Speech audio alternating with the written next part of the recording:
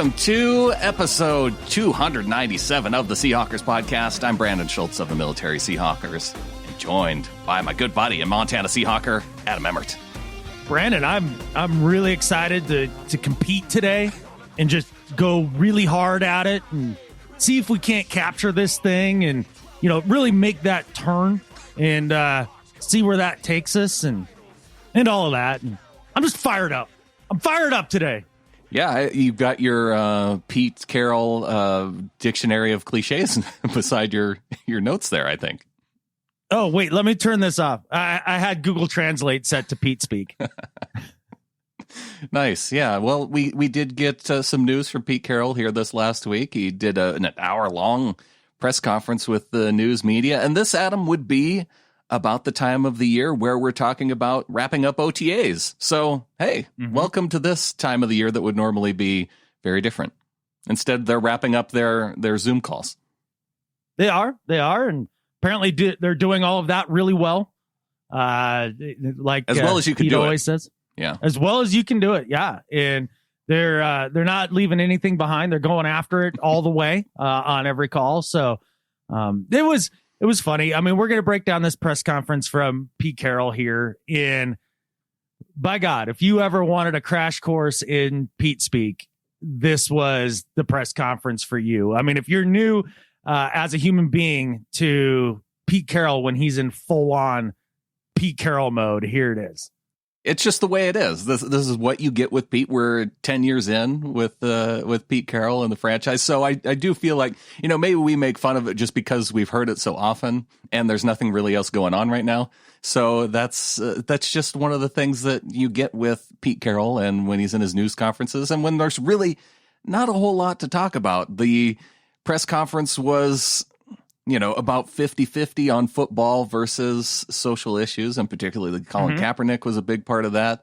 We want to get to that, but let's talk about the football side of it, because obviously at this point of the season, we look at the acquisitions that the Seahawks have brought on. We know that defensive line was a huge issue last year. We know that the secondary could have used improvement, especially if you look at the last game with the Green Bay Packers. So at this point of the season now, because the next time these guys come back, it's going to be training camp and trying to get ready for the season. If there is a season, I feel like I have to qualify that every single time we talk about the upcoming season. And so at this point, did you feel like the defensive line was going to be set with what they have right now? Well, I mean, we've talked about it ad nauseum, right? I think we're both a little underwhelmed with the acquisitions made to improve the defensive line, especially the pass rush itself. But then you got Pete Carroll definitely giving us his best used car salesman routine in really talking up Bruce Irvin in his acquisition and just how much that could mean for the team. And I'm not saying that it won't. I mean, Bruce had a nice year for the Panthers last year. He could be a 68 sack guy pretty easy. I mean, that's in his wheelhouse. He is versatile. I get all that. I'm excited about having him there as maybe the number 2, number 3 pass rusher. That'd be great. But they never did go out and get that number 1 guy. And there's a couple guys that are even still on the market. And whether that's Clowney or Griffin or take your pick, right? Or even maybe some interior guys. I mean, Mike Daniels, I believe, is still out there, right? He is.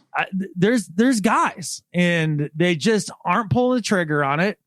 They're not spending in the trenches, and they're not spending big dollars on the trenches. They're bringing in dudes, I mean, especially on the offensive line, and it's just a little disappointing. I mean, because you said, well, the secondary could use some help as well. Well, that's a little bit of the chicken and the egg thing, right? I mean, your secondary is only as good as your pass rush, and which comes first, right? And if your secondary really covers, then it gives the pass rush that extra beat to get to the quarterback. And so you kind of have to decide where you believe the problem is. And for me, it's defensive line. I feel like we have the horses in the secondary. Yeah. I mean, we've got good dudes, but it just what we have and what we're counting on for the pass rush, especially rookies or second year players, that scares the hell out of me. I'm with you. It's it feels like they need another piece, although I can see maybe how from Pete's perspective they can be content, because I look at where this team has spent their money in the offseason. And when you think of those early reports that maybe they offered Clowney $15 million or $18 million, even if you say it's somewhere in that range, maybe they didn't anticipate keeping Jaron Reed or bringing back Bruce Irvin. And if you look at just those two moves, that matches up to about what Clowney, the reports were that they were going to offer Clowney. Mm-hmm. And, is having a guy like Reed on the interior and Irvin, who, is kind of a proven veteran in that regard and had more sacks than Clowney did last year, probably didn't have more pressure. But, if they can look at that and say, yeah, we would rather have those two guys over the one guy. Plus Benson Mayoa, right? Yeah, that puts you at 18 if the offer was 18, if you throw in Benson Mayoa. Right. And you'll see that Clowney has turned down offers, right? And not just from the Seahawks at $15 million. That's reportedly what the Browns just offered him for 1 year. So it's not that they haven't tried. I mean, they've actually tried, and apparently that's a fair market value if that's what the other teams are offering as well. Unfortunately, Clowney doesn't feel that way, and so he's not going to take it. I mean, is he just going to sit out a full year? I think maybe once we get to training camp, he's going to find a team. I do think that the Titans probably make a lot of sense. They have the cap space for it. They have a need for it. The Browns don't really make sense for me, I guess, unless they're going to get rid of Vernon a few weeks into the season after Myles Garrett's back from suspension.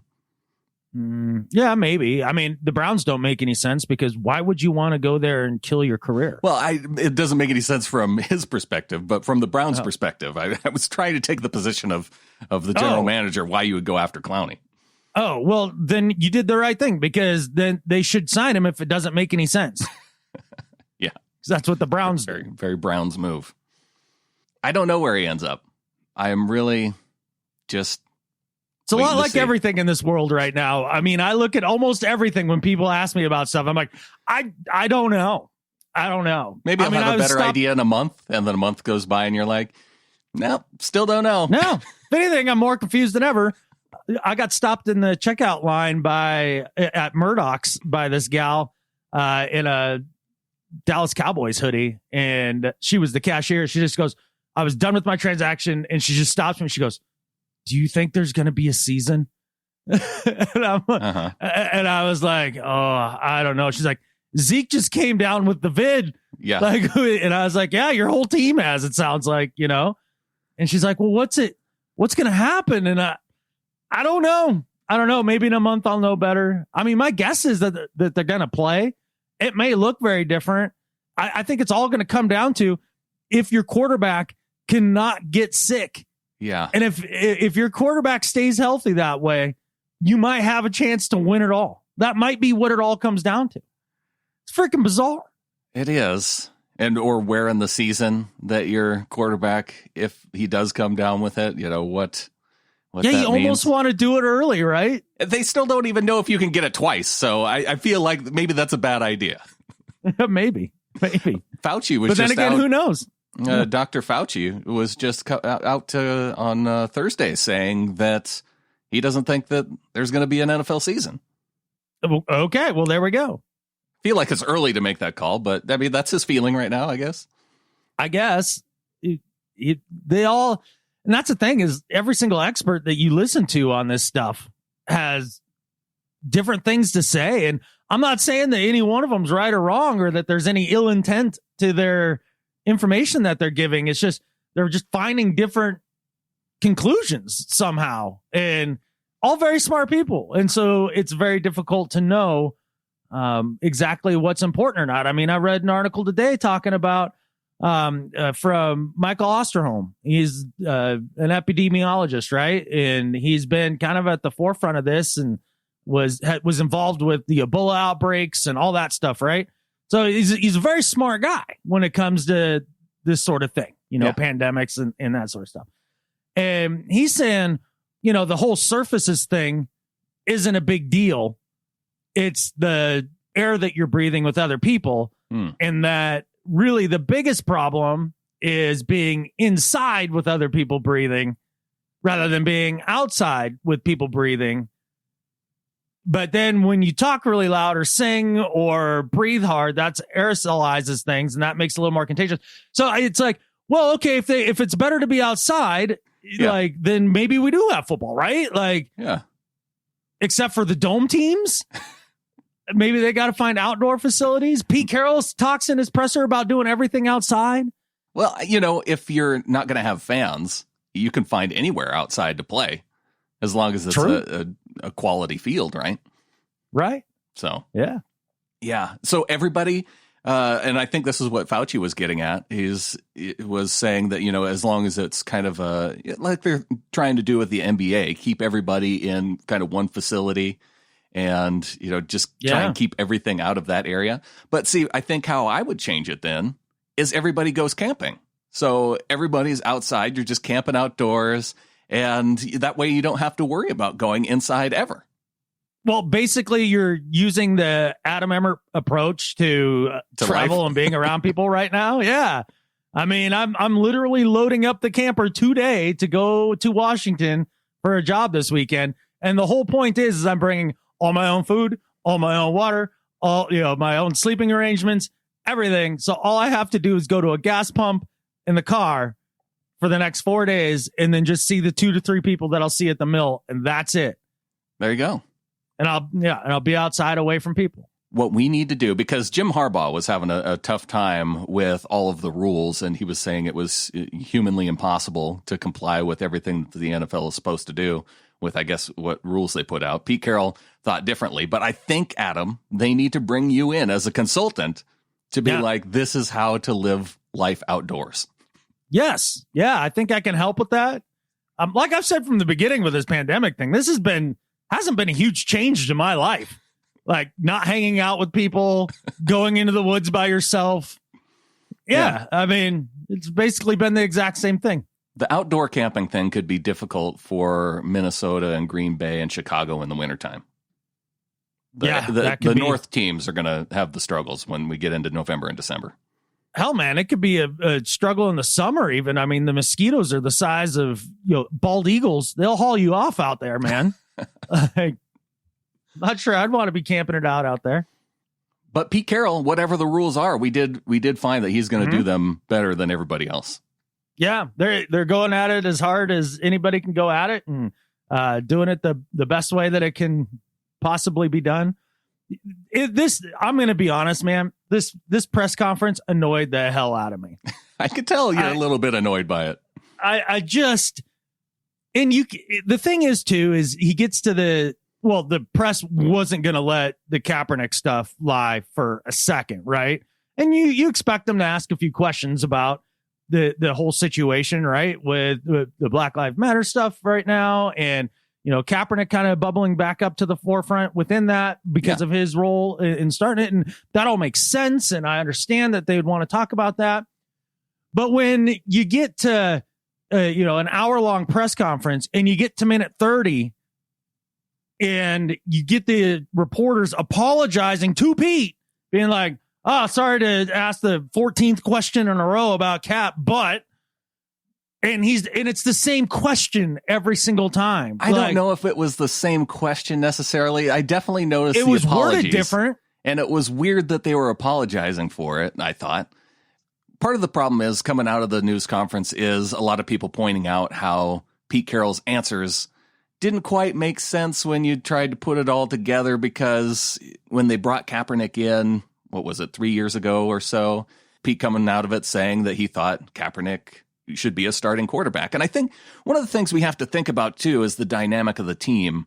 You know, there was that real concern that if Russell had some bad games, that maybe with a guy like Kaepernick on the team, there was going to be calls within the team to say, hey, you know, let's get him up there and start Cap. And so I think Pete was maybe trying to avoid some of that dynamic, but also trying to help Cap out in a way to generate some other interest from other teams, I think. Yeah. Oh, I think you nailed it directly on the head, and you actually said it clearly.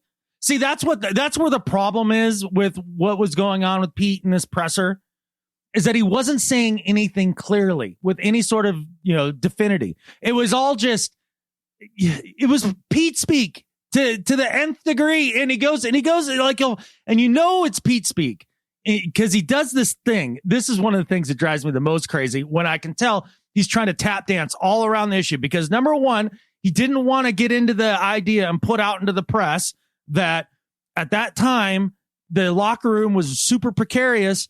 And the idea is that they were trying to move away from Earl Thomas, Richard Sherman, Mike Bennett, those guys in the locker room to turn the team over to Russ because there was some animosity between those two sides of the ball, right? Offensive and defensive side of the ball after the Super Bowl loss.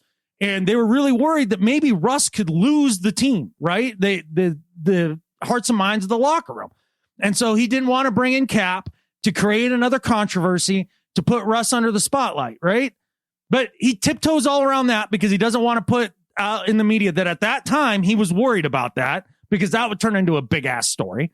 Sure. So then he definitely wants to do Cap a solid in the sense that, hey, we brought him in. We had good discussions. If anybody wants to talk to us about that, be happy to. Maybe it will help open a door going forward in the future. And he spoke to that a little more directly, but he almost used it as an excuse rather than being like, this is what I was doing. Mm-hmm. And then at the end of it, he goes, well, I mean, Cap is one of those kind of players, man. He's a dude out there. He's a starter level player and all that. And when he ends something with and all that, it's the same as, I don't know if you've ever seen the show Longmire, Brandon. No. But okay. Modern Wyoming sheriff, old gruffy cowboy, right? And somebody will ask him something that he doesn't want to talk about, like, hey, Walt, you hurt your arm. What happened to your arm? I heard it. So, and then whenever he finishes something with so, that means I'm not talking anymore about it and you're getting no details. That's exactly what Pete Carroll does with and all of that. So it's a starter and all of that. I'm going to have to watch out for that now. Now that you just kind of like sweep it under the rug and we're moving on and all of that. He did instead of just addressing this stuff directly. Yeah, that's why people are coming back after this press conference and being like, "This doesn't ring true, feels disingenuous," and all of that. Well, and I think the thing is because when you're trying to look at Kaepernick as a backup player, and when you consider Pete's always compete mentality, that people are just having this struggle with the idea that, well, if you think Kaepernick could be a solid backup player, could come in and fill in if Russell goes down, then why not have him on the roster rather than not have him on the roster? And yes, with the preseason coming up, why not have him compete with Geno Smith? Because we know that Geno Smith he's fine, but could Kaepernick beat him out in a competition? Maybe at this point. It's been a few years, but it's also been a few years for Aldon Smith since he's been in the league, and the Cowboys signed him to an above veteran minimum deal. So it's hard to work through those issues. And like you said, with Pete Carroll not being completely clear, I think that, he's happy with the situation that he has, but I don't think that would be as much of a problem now as it was a few years ago. I don't know if it would or not be, but if there's one thing that has absolutely been made abundantly clear to me over the years is that if you're a quarterback who is a fringe starter that brings a lot of hoopla to your team over taking a knee, and I'll give you the example of two guys now who have been run out of the league because they've taken a knee on the field as a quarterback, and they're in different circumstances wholly, but they've both done it. One was Kaepernick with it a few years ago with the protest. And then the other was Tim Tebow when he would take a knee in the end zone after he scored all the time, because of the religious aspect of things. Right. Yeah. And the amount of hoopla that was around Tim Tebow. Do you remember Tebow Mania? Yeah. Well, even when he was a backup with the Jets? The Patriots. Right. And so what you saw is that all the teams didn't want anything to do with the hoopla.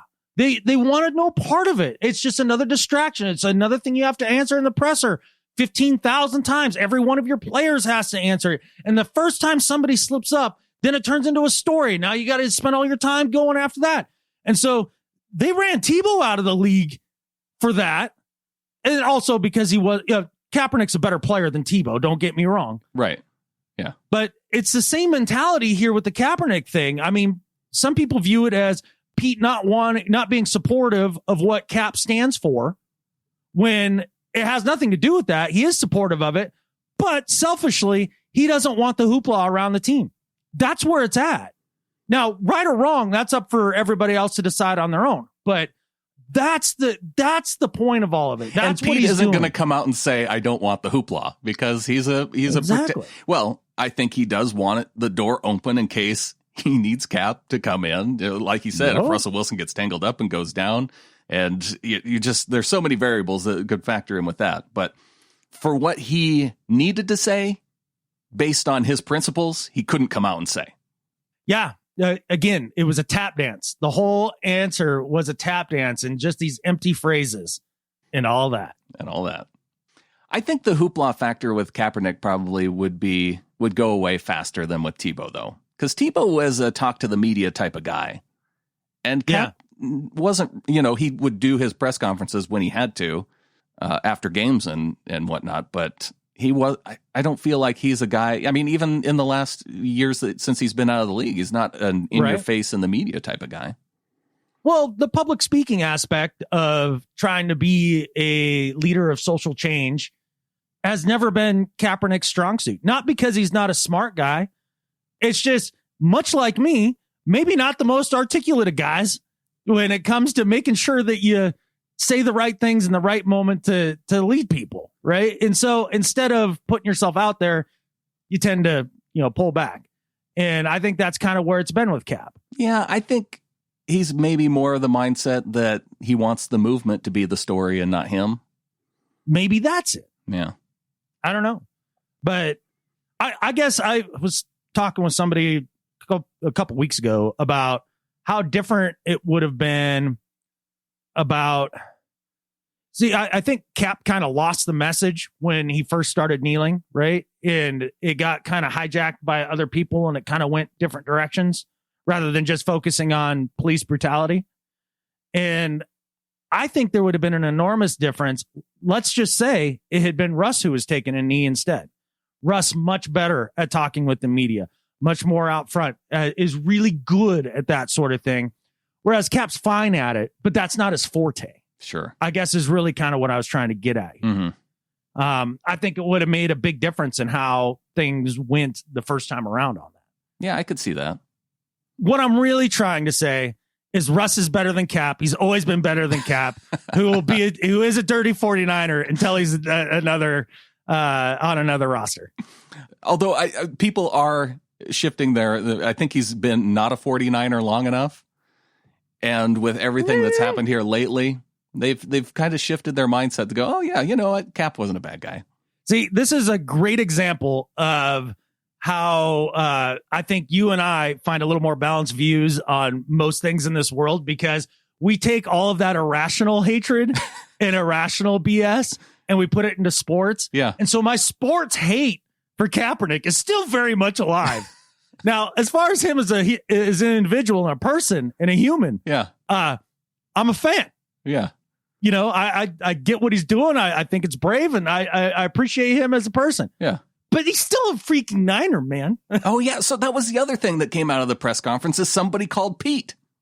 Oh, he was really proud to bust that one out, wasn't he? Oh, he knew that was going to be news, and he seemed to have it locked and he waited just a little bit. He didn't want to come out with it right away, but it's like he waited for the perfect time. He was like, "Hey, somebody called me."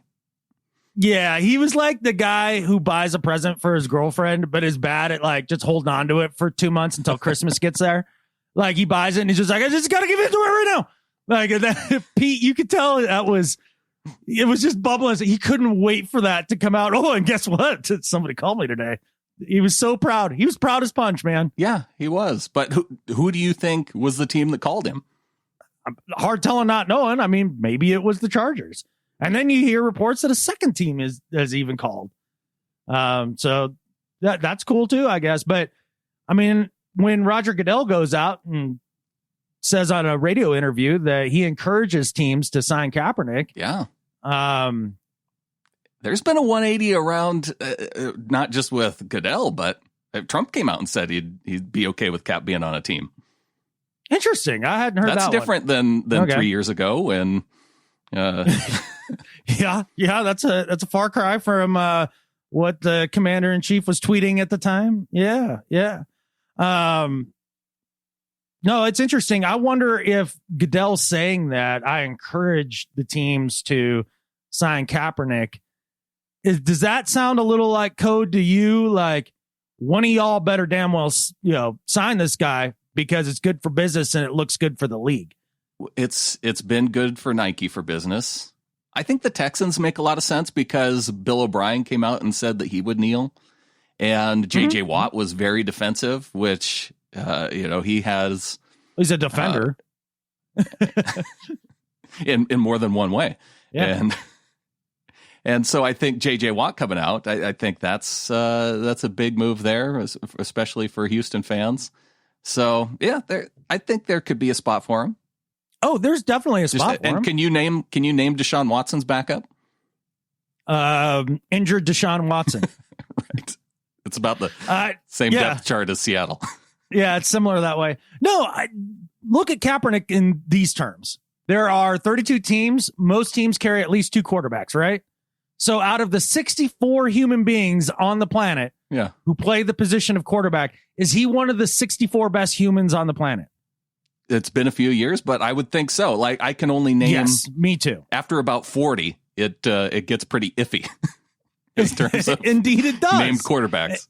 Yeah, I mean, there was a time in there where people like Mark Sanchez was still in the league and Cap wasn't. Matt Schaub is still in the league. Right. There you go. I mean, isn't he like 96 Matt years Ryan old? doesn't need, veteran mentorship. Who? I work that in perfectly. If I can just say Matt Ryan every show. Huh? I know Matt Schaub on the Falcons. Who's this other Matt you speak of? Yeah, they got all the Matts. Mm-hmm. Yeah, they just need to bring in Hasselbeck to be the third stringer. I mean, if you're getting aging bald white quarterbacks to be your backups, right? Yeah. Is Kaepernick better than Brian Hoyer? I think so. It might be a push. Oh, come on. Just with his legs, he's better. Yeah, that's probably true. I don't know. Hoyer's probably going to be the starting quarterback. Well, that's kind of my point. If Brian Hoyer can be deemed one of the best 32 human beings to play the quarterback position, I would venture to say that Kaepernick is better than Brian Hoyer and so therefore deserves a starting gig. Football season has to happen now. Well, there's that. And that would go a long ways too. I mean, just Cap getting on the field again would be a huge deal. And that would help move things along. The one thing I have taken away from all this, and especially listening to Pete Carroll and even listening to him and Coach Kerr on that Flying Coach podcast. Yeah. Mm-hmm. I think the stick to sports, shut up and dribble type mentality is going to be history. Yeah, I think we're done with that now, right? I think so. Yeah. I think that's been put away, and I think especially in the NFL, they're trying to become more like the NBA, who has moved on from that. Well, I think over the last 5 years, especially with Adam Silver becoming the commissioner of the NBA, I think the NBA has has had the image more of being the most, quote, woke league of all the leagues, right? Yeah. Do you think we could get rid of woke, though? I feel like that's becoming an overused term. That's why I put it in quotes, because people can't see you doing your air quotes. Well, I that's why I said quote, right? Did I say quote? I don't know if you did or not, but you definitely held up your fingers like you were quoting. I sure did. So if you didn't see that, well, that's on you. But you're not woke enough to not see that. But I think the NFL would very much like to change their public image. Now, whether they really believe it or not is a whole nother story. Really like to change their public image as being more on the same level as the NBA on social issues, especially racial issues. Right. And we'll see if they can successfully navigate that without doing their greedy capitalist routine where they get mad if they're going to lose $1 over somebody being remotely controversial. I'm surprised the owners let Goodell come out and make that statement, I guess, is really what was interesting to me. Well, the interesting part Did they just need Bob McNair to die from the Texans before he could talk? Was that it? It could be, because maybe that's one less person he has to fight apart from Jerry Jones. Well, and Jerry, he's at the point now you can kind of roll him, don't you think? Like if you're Goodell. I mean, Jerry's lost his fastball. He's not as sharp as he was. He's still pretty influential, though.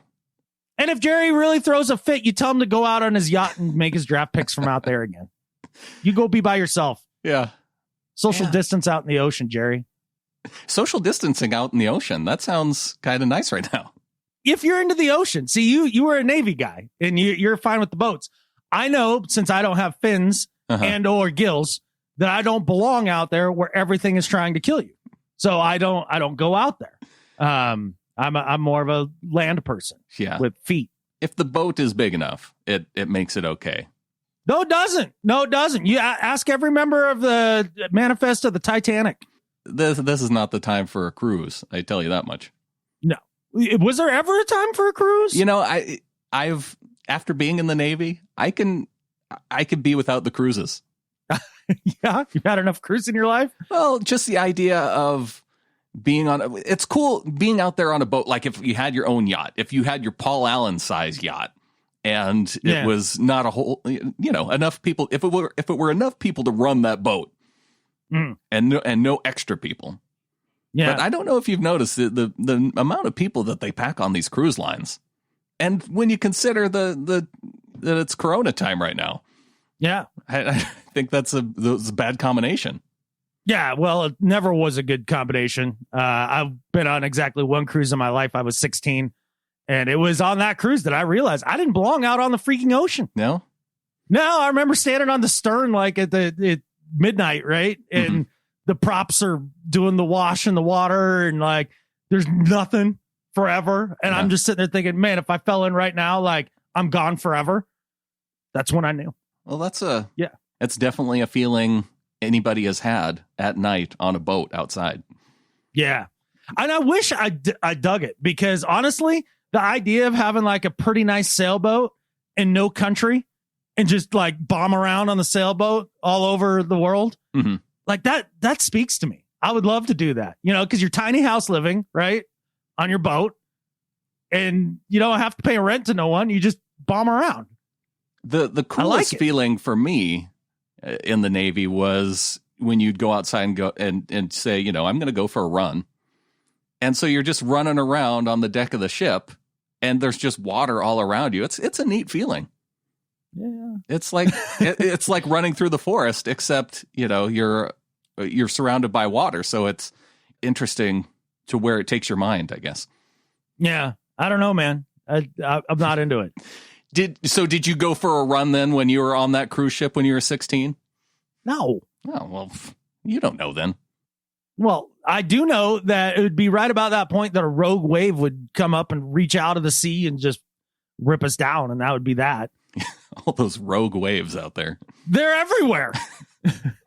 And to the point to where on the beaches in Oregon, they have signs and they warn you about sneaker waves. They even sneak up on your ass. If the ship is big enough, well, for one, if the waves are that big, they're not sneaking up on you and you're not going to go running. It's that wavy outside. If you say so. I don't know. I think the scariest thing in the world is a rogue sneaker wave. Oh. Try to transition out of that. No, there's no transition. We're a while from that. I think when you started talking about getting in your camper, we were already into the second half of the show. Yeah. Well, is this the last show of the offseason officially? I think it is. I think I think we're about to start getting into our July chats with our NFC West rivals. Right. So this is the annual podcast where we've literally run out of things to talk about. And you're welcome, people. I do have where the Seahawks have spent their money. I got into it a little bit with, we were talking about Jaron Reed and Bruce Irvin and Benson Mayoa to a certain extent. But before you break it down, how much money is left? think around 12 million. Okay. In the imaginary pool of never ending cap space. Right. I was just curious what. Right. Yeah. Because if you look at Rob Staten's recent article, we've got to give Tyler Lockett a raise. He deserves a raise. In terms of how he's paid by wide receiver standards. How many years are left on his deal? He has 2020 and 2021. Yeah. So that won't happen. Well, one of the things that Rob points out, though, is that if you do kind of tear up the deal, start a new one, give him another 4-year deal, you could actually increase your cap space for this year and sign Lockett to a longer term extension, give him a big bonus this year. And that would be one of those benefits of having a guy under contract long term and at a reasonable price right now. Well, I know Rob knows John Schneider in the sense that we all know John Schneider. There is no way on God's green earth with 2 years left on a deal that he's redoing a deal. He's not doing it. That precedent is something that he will not touch. So as far as, well, you'd create more cap space, and then since you sign in Tyler now, then his deal in the future is going to be a better deal for the team, right? Because every year the salaries go up and all that. That's all fine and dandy. But John has made it very clear that he will not set that precedent that 2 years left on a deal, he's going to redo a deal, because then everybody and their dog with 2 years left on their deal wants a new deal. And then it hurts your cap space even more. Yeah, well, that's a good point. So I guess the deal that you could still make is that you could give him a bonus this year. That way he gets all of his money up front for this year and part of next year. And you could probably spread it out in a way that you lower the cap a little bit. Yeah, didn't they do something like that with Marshawn towards the end? And I want to say that's something that has been. Yeah, or Doug, or make some cap magic. Yeah, cap magic. You know, if Tyler Lockett feels underpaid, well, maybe you shouldn't have signed that deal when you did. I mean, I remember when he signed, and there were a lot of people saying that's too for Tyler Lockett. He's getting that. In which way? Because for me, I was like, man, we just got a freaking steal. I remember you were on that side of it, and other people are like, what are you talking about? That's a terrible deal for the Seahawks. Yeah. I guess one of us was right there. You were right on that one. Even a blind squirrel finds a nut once in a while, man. Rob's not wrong about him deserving more money, because if he's not paid among the top 10 in wide receivers, based on how he's played over the last 2-3 years, he's been a top 10 wide receiver. Yeah, when healthy, right? Yeah. And that's all these guys get dinged up a little bit. Yeah, he got dinged up a lot of it when his leg exploded. Yeah, he came back from that. I know, and it's awesome. And I love Tyler Lockett. Look, if it were up to me and I was the Federal Reserve of football and could just print unlimited money and give it to the guys that I really like, Tyler Lockett would be on that list. He would get some quantitative easing. Yeah. Well, he's doing all right as he is. He's still a top 5 paid guy in terms of his cap number for the Seahawks. You got Russell Bobby, Jaron Reed, Dwayne Brown, Tyler Lockett. Those are your top 5 guys right there. And every one of those guys are apparently really taking the lead with the discussions within the team regarding all the social issues and stuff, according to Pete in his presser. So that's cool. Those are all your team leaders. So it makes sense that they're all paid top 5 on the team. And then the one most expensive free agent from outside the team, the acquisition, is Greg Olsen. And he's paid at number 6. Yeah. If you would have said, what's the next highest paid free agent to come out of this offseason, I wouldn't have predicted it being a tight end, I don't think. I wouldn't have either until I saw that Zoom call with the tight end room. And how many million did Greg Olsen get? Almost 7. Almost $7 million. I think the amount of maturity he's going to bring to that locker room is worth at least $24 million. Yeah. Like every one of those $7 million was worth it. Well, especially when you look at Hollister and him getting his restricted free agent tender at 3.3-ish. And you go, oh, yeah, Greg Olsen's double that. Easy. Yeah. Yeah. Just because he doesn't bust out a guitar every time he gets a chance to impress everybody. That's maturity. When you That's can called avoid maturity. Busting out a guitar. Yeah. Yeah. You're not the 21-year-old frat kid anymore. That's how this show has changed over the 7 to 8 years, Adam. And we've grown and matured as now we look at Hollister and his guitar. No, you would have done that anyway 7 years ago. I've always hated Guitar Guy. I've never understood the guy at the party who busts out his guitar, who is at best a mediocre guitar player and strums a few chords with his hippie hair. They always have hippie hair, which is fine. I mean, if it looks good on you, great. But, always that. A lot of us have hippie hair now, Adam. Yeah. Oh, we both do right now. And he'll sit there and strum the guitar, and every girl starts fawning over mediocre guitar guy. I've never understood it. Like the vanity of it. Number one.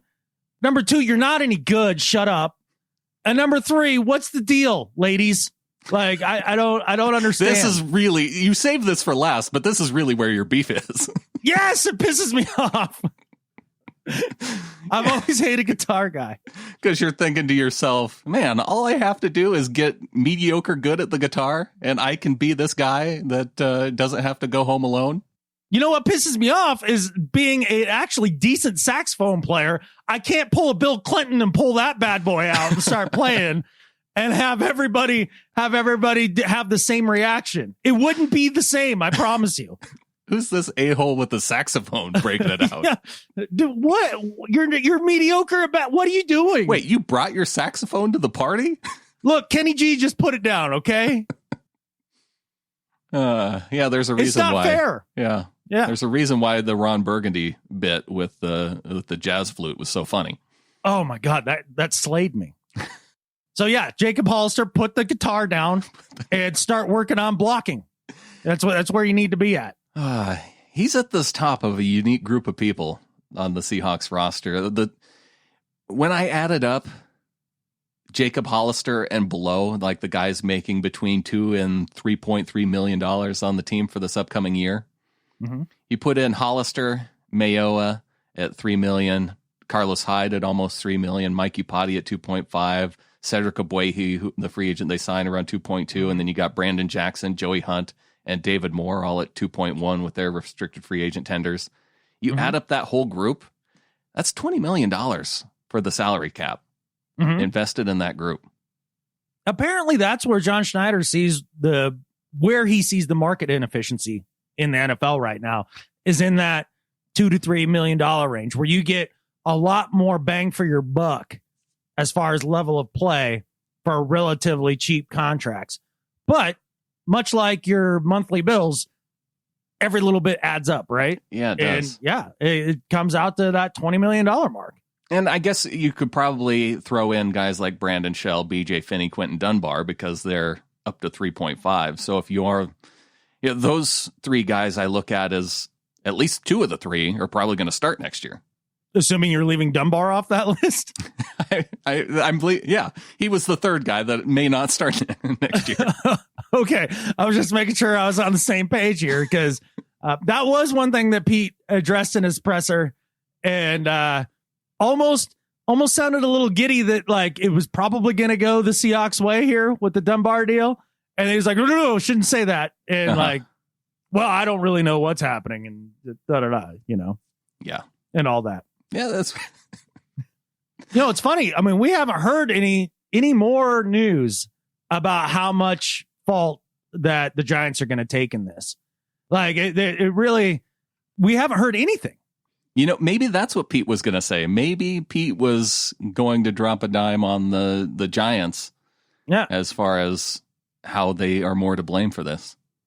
Yeah. And we covered this a few episodes ago. And I mean, yes, this is entirely the New York Football Giants' fault.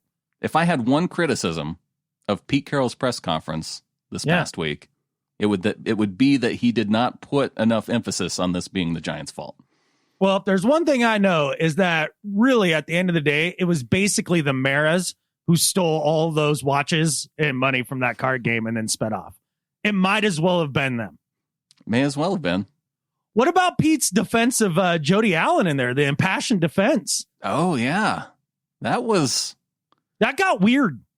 That got a little bit weird because that's probably the first time in a press conference where Jody Allen has come up as any kind of a discussion point. And for anybody who didn't listen in, you listened to it more recently than me. What was it what was the reasoning for why her name came into it?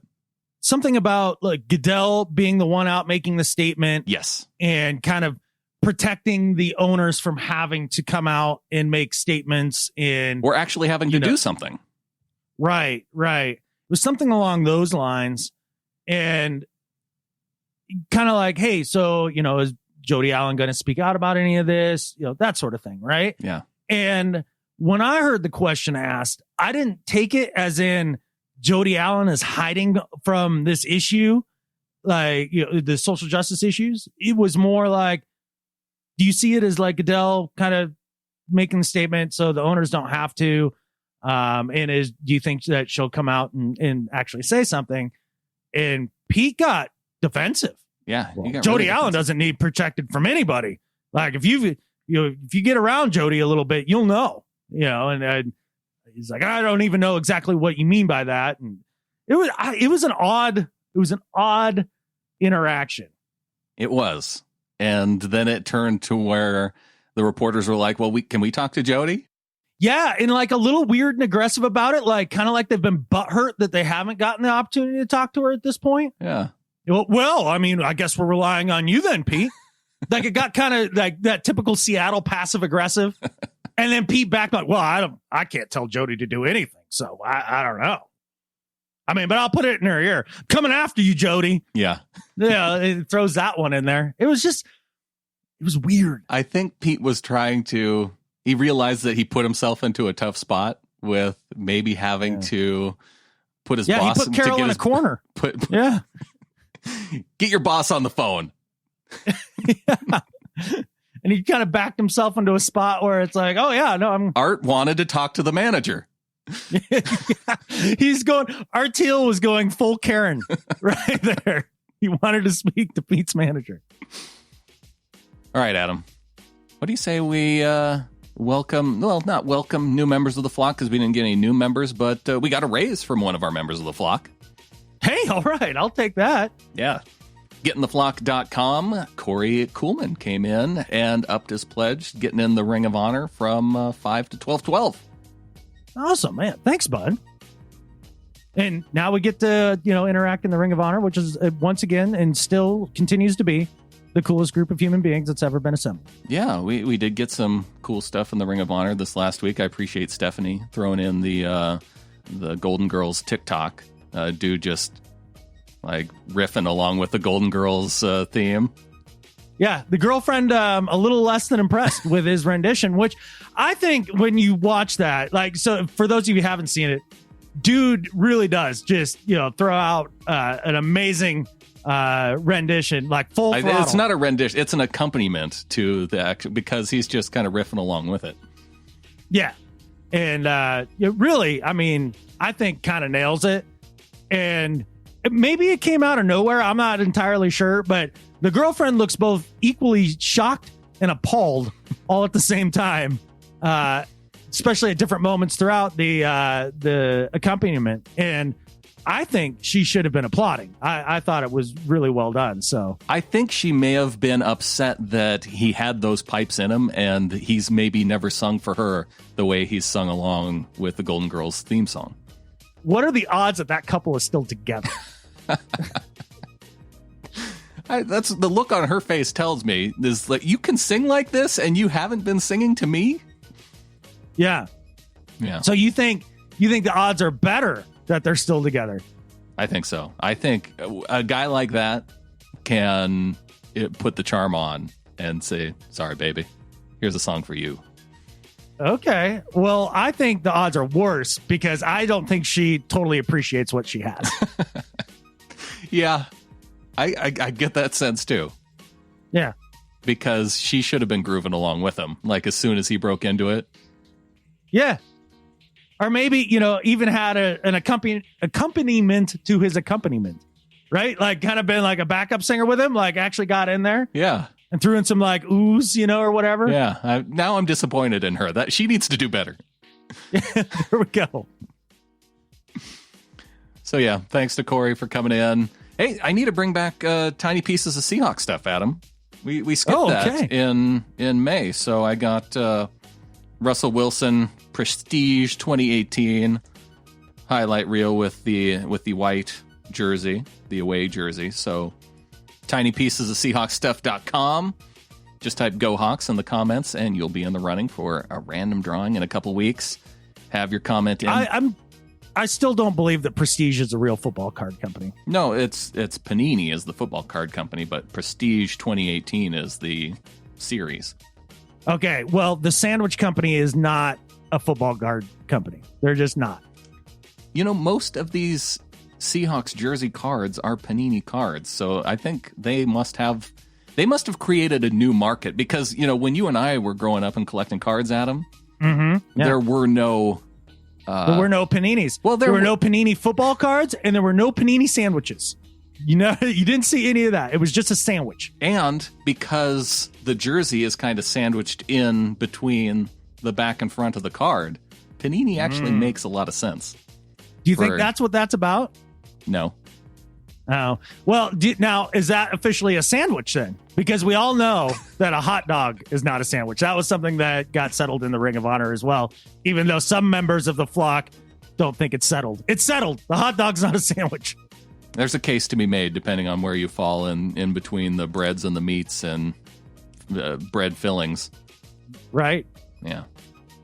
If you're able to go far enough to call a hot dog a sandwich, you could probably be a person who calls a donut, like a cream-filled donut, a sandwich. Ooh, see? Yeah, that's the slippery slope.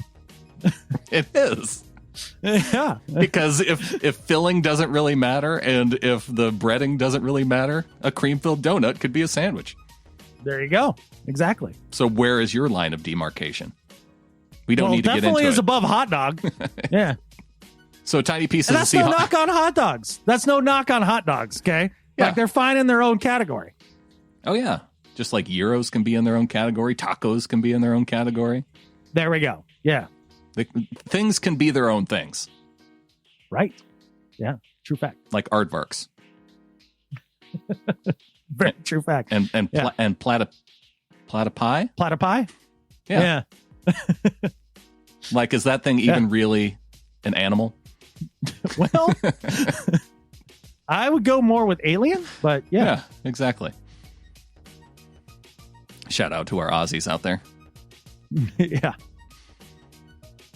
Where was I? tinypiecesofseahawksstuff.com. Type Go Hawks in the comments by midnight, June 30th, and we will announce the winner on the following show. All right. Well, yeah, get in there, guys. You want a free panini, right? Yeah. Russell Wilson with some away jersey filling. Mm-hmm. All right, Adam, we didn't get a whole lot of listener emails here this last week. Really? I did get a tweet from Jeff Scott at Jeff Scott AZ12, and he had to do better for the fact that he had his AC broke down in Arizona. Okay. Triple digits. Ugh. AC guy wanted $480 for 45 minutes of work and a $30 part. Wow. Yeah. Did he paint? Did the repairman like paint his AC in like gold leaf? Did he use diamond studded screws to put it back together? Well, Jeff said thanks but no thanks and ordered the part himself off Amazon and did the repair himself. Well, I fully appreciate his industriousness. Well, you know what? For $500, I feel like I could watch enough YouTube videos to fix about just about any job around the house. Oh, absolutely. See, that's the one thing. Like, home repair is a much easier beast than auto repair, right? Yes. Especially with these newer cars. Yeah. Yeah, I mean, pretty much anything around the house is totally doable. I mean, cutting holes in walls is kind of where I start to get a little iffy. Why? Just sheetrock. I'm saying I get a little iffy though. Foundation work is where it gets a little iffy to me. Yeah. I did have to redo a foundation in an entire house once, and we got it done. Really? Hey, you were like advanced. Dude, the whole thing was built on a treated wood foundation and built into a hill like a daylight basement, and all the treated wood was rotten out, which I knew when we bought it because it was a bank foreclosure, got a hell of a deal, right? Uh-huh. Like, I paid less than what the land alone was worth. So we jacked up the entire top story, cut out everything. Yeah. and then poured a whole new foundation underneath of it and then set it back down on top of it. Voila. Hey, fun. It was, I don't know if fun would be the adjective I'd use, but interesting maybe. You're one up guy today. Jeff just replaced his air conditioner, and you're like, "Hey, I rebuilt the whole foundation." Oh! If we're gonna take and actually give credit where credit is due here, let me put it in more accurate terms. I assisted in putting a whole new foundation underneath my house. That was all my dad. Okay, like for reals. So Jeff still. Hey, that might just be my better at life right there. Jeff is better at life. Jeff is better at than life. Skip Bayless and me. Yeah. I don't know what my most complicated home repair would be, because I'm definitely not one-upping you on the foundation. Well, I'm trying to think of the most complicated home repair that I've done. I did finally drain my water heater. Okay, so you hooked up a hose and opened a valve? Yeah. Yep. Dude. I know. You're basically Bob Vila. Yeah, I know. I also changed the air filters in my furnace. What? Yeah. You are out of control. Yeah. I'm quite the handyman around the house. Yeah. Well, this actually parlays into my do better. Let's hear this it. Week. Yeah. Well, speaking of repairing things in a, quote unquote abode, I find myself as I look to depart here to Washington on this trip to do a job in my camper that I started renting from the bank last year. Right. And a brand new camper from Jayco. And it had all these amazing features that they sold me on. Like, number one, there's a little TV that you can mount inside. You can mount on the outdoor kitchen too. And so, you could maybe watch football out there, like on a nice sunny day, do things like that.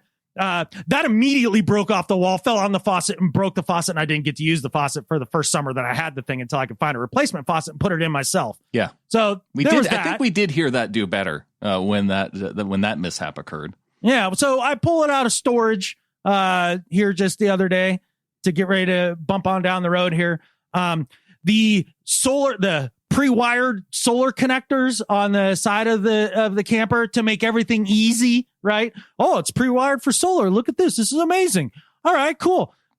Go to look to see if the solar system's working. Nope, not working. You know where the problem is? The pre-wired solar crap that they had put in there. So I got to rewire the whole thing the way I wire it at the cabin, because apparently I know how to wire up a solar system better than the engineers at freaking Jayco. All right. So there's that. Then the water system breaks yet again. The pump cracked for like no reason. I'd blown everything out for the winter. So how that ended up cracking throughout the winter, I'll never know, but I get to repair that too. So on this trip, no water in the sink. That's a lot of fun. Let's see what else didn't work. Oh, the propane system didn't work at all when I pulled it out of storage. Had troubles the summer before on top of that. And I come to find out that from the propane tank, it goes directly to a regulator, but I have no idea why you need a regulator there, because all the appliances that you run off of it have their own regulator. So now it goes through two regulators, which means no freaking gas comes out. And not only that, the company that makes this regulator, high quality crap that Jayco put on here, came from Chang Fong Unlimited Corporation, Limited Inc. That's what it was. Yeah. I mean, when I say Chang Fong Corporation Unlimited Inc., does that inspire confidence, Brandon? The only regulator I'm familiar with is Warren G. All right. Fair enough. But with all that said, this brand new camper that I'm renting from the bank, I shouldn't have to touch any of this bullshit. Catfish! And so to Jayco, who can't seem to put together a quality product, do better. Got regulators on your regulators. I'm redoing all the major systems on there because they were done stupidly. Now, the trailer itself, the walls, the insulation, the doors, the fan, like all that, good stuff. That part's good. But every system in the thing isn't worth a catfish. See, I was going to suggest you get some of the Flex Seal stuff and, Flex Seal some chicken wire, and you could have yourself a whole new camper. I saw a guy make a boat out of Flex Seal and chicken wire on TV. It would have been cheaper if I would have gone that route. I'm confident at this point that I could build a better camper. You were going to do that anyway.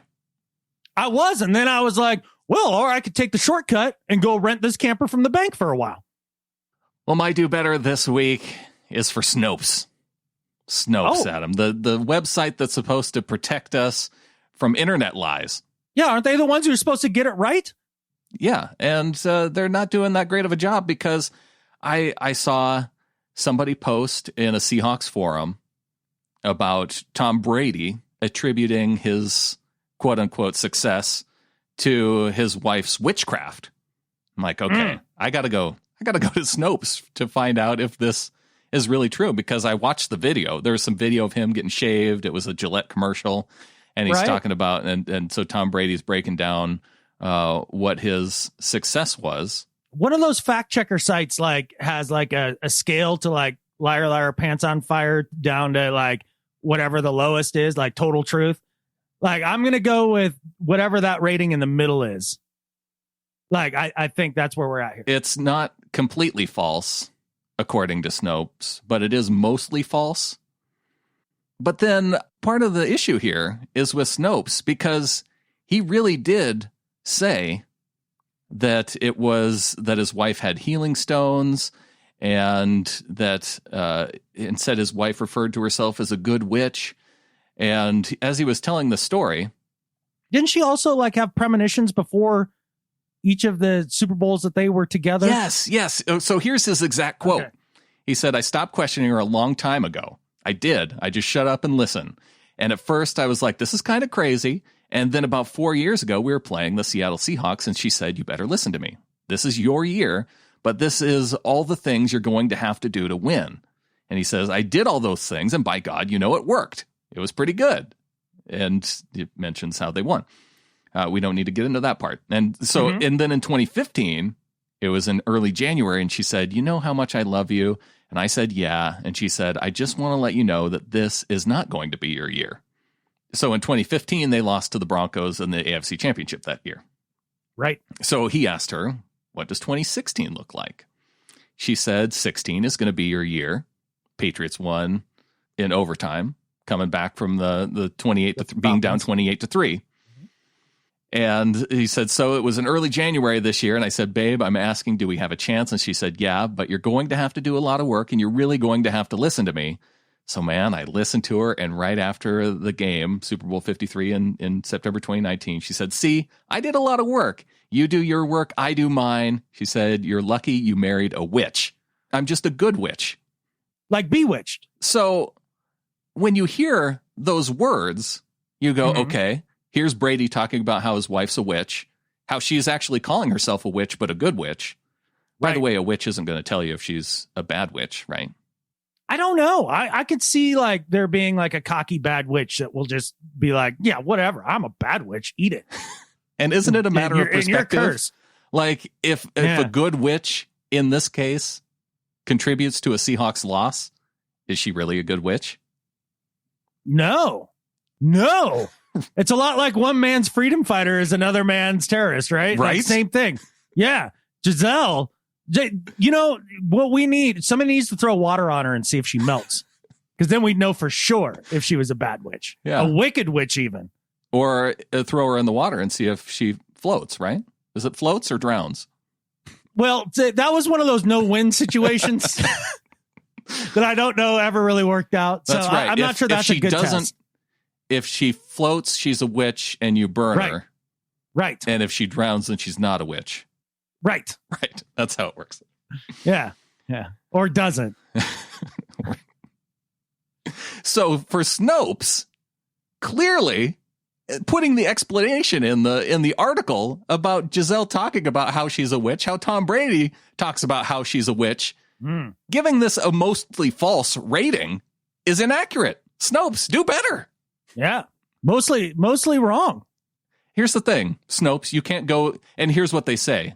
Brady was clearly speaking tongue-in-cheek, smiling as he shared to a laughing audience the dynamics of his marriage to Bunchen.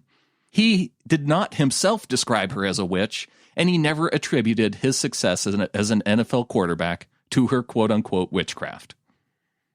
So when the person in question, the witch in question, declares himself a witch, then they're not a witch.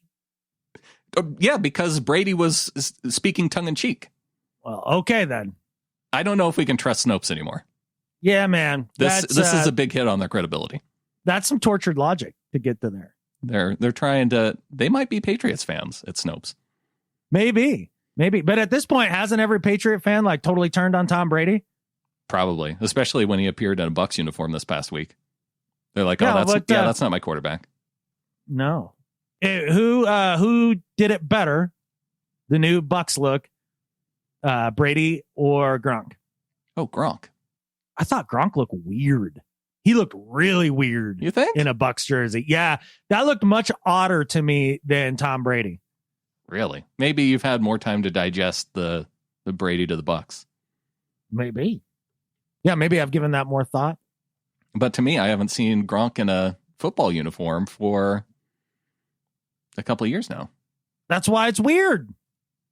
I don't know. I don't think Gronk makes a darn bit of difference for them next year. But it's a fun storyline. I don't know how you can look at Gronk in that uniform and say it looks wrong.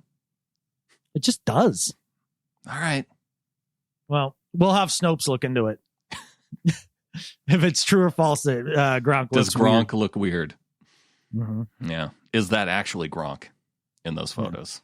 We'll have Snopes look into that. Well, my better at life this week will be for a company that might provide me the internet service to actually look this stuff up when I need to, when I'm out at the cabin. Oh, yeah? You found one? Oh, well, make no mistake. This is right now me abusing my power as co-host of this show and trying to pander to Starlink and Elon Musk and, offering some free advertising for their up and coming network of internet satellites called Starlink that are in low Earth orbit, low latency and high internet speeds, which I desperately need. Okay. I need this in my life up there. It's going to make everything better. And they did just put up on their website that you could put in your info and then, kind of sign up for the beta testing. I want to be a beta tester. I need this to happen. And for bringing the miracle of high-speed internet to all of us rural folk that can only get crappy service like I have now, Elon Musk and Starlink, better at life than Skip Bayless. Please pick me. That was some free advertising. I can do more. I thought you were going to say that you actually put out your status as a podcast host and this is going to be amazing if you pick me because this will be like a demonstration of just how good it can be. And they emailed you back and this was like in the works, but it sounds like this isn't even close. You just put in your application. I would have said something of that nature, right? But there was no box like memo or, additional information. It was just email address and zip code. That's it. That's all they gave you. But I'm hoping that because they're kind of looking to roll it out for the northern United States for the beta test, right? Yeah. And in very rural locations. I can't think of anywhere more rural than the Sapphire Mountains in Montana.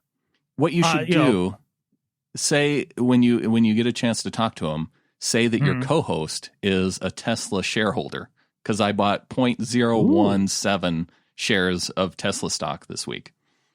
Oh, but don't tell them how much I have. Just tell them that I'm a Tesla stockholder. You're a shareholder. Yeah. And I know another shareholder too. They bought one. Oh, but they bought it 6 months ago when it was really smart to buy it. Yeah.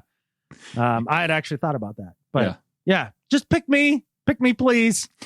I want a podcast from the cabin and not Missoula. I don't want to be in Missoula anymore. Yeah. You don't want to be by your landlord who tells you to move your camper when it's been out in front of your yard for an hour. I'm tired of that. Catfish! I'm tired of the traffic. I'm tired of everything Missoula. I am sick and tired of Missoula. I am ready to move to the woods. All right. And so I think that's the plan. I think, by this fall, me and the girlfriend, we're going to move full time to the cabin in the woods. I just got to finish the addition I'm building and, get Elon to give me the Starlink. Yeah. And then we're golden. So we don't have to try and do this over landline or you don't even have a landline up there yet. Nope. But I could drive into town, like push come to shove. That's true. I'd rather not do that.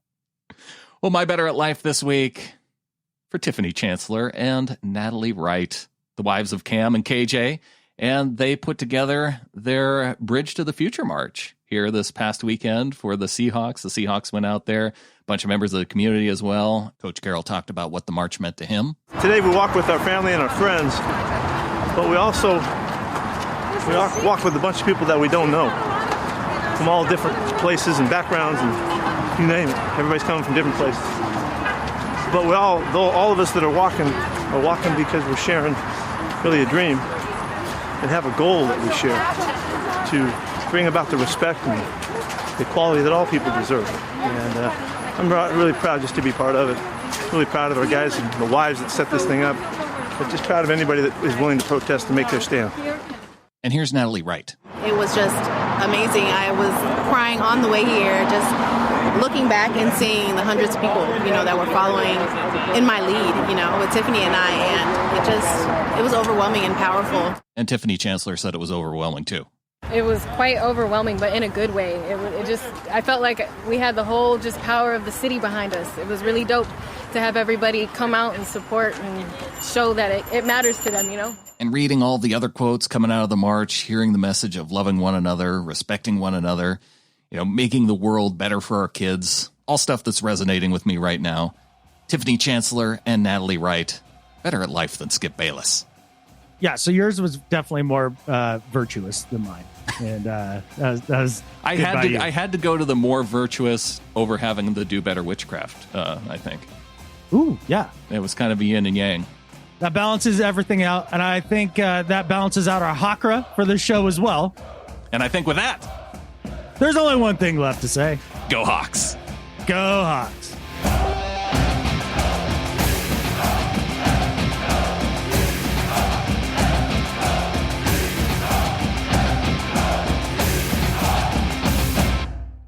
Maybe Russell Wilson, we all thought that he was going to be, we thought who he was.